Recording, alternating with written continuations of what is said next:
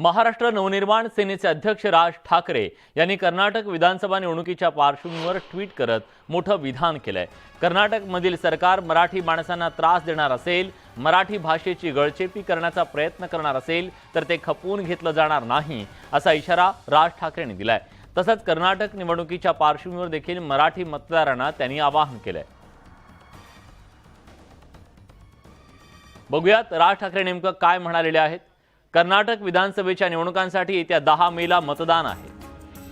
तिथल्या सीमा भागातील माझ्या मराठी बंधू भगिनींना आवाहन आहे की मतदान करताना एकजुटीनं मराठी उमेदवारालाच मतदान करा।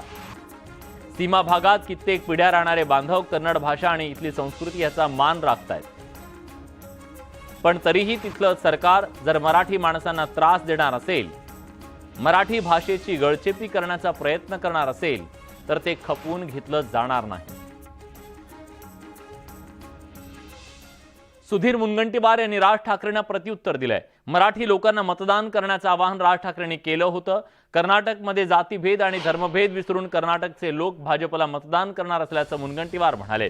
कर्नाटक सरकारनं शेतकऱ्यांसाठी आणि कर्नाटकच्या विकासासाठी चांगलं काम केलंय, त्यामुळे जातीभेद, धर्मभेद, पंथभेद विसरून मतदान करणार असल्याचं मुनगंटीवार म्हणाले। मागच्या 5 वर्षामध्ये श्री बसवराज बोम्मई यांच्या नेतृत्वामध्ये कर्नाटकने मोठी प्रगती केली। कृषी क्षेत्रामध्ये 11.6% वाढ झाली। पर कॅपिटा इन्कम देशामध्ये 1 नंबरचा त्यांचा झाला आहे। तर मला असं वाटतं की कर्नाटकच्या प्रगतीसाठी आपण जात पात, धर्म, रंग, वंश, भाषा भेद या बाहेर जाऊन कर्नाटकमध्ये विकासासाठी मतदान झालं पाहिजे।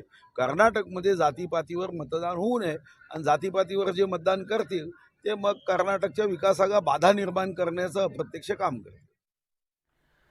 आमदार शहाजी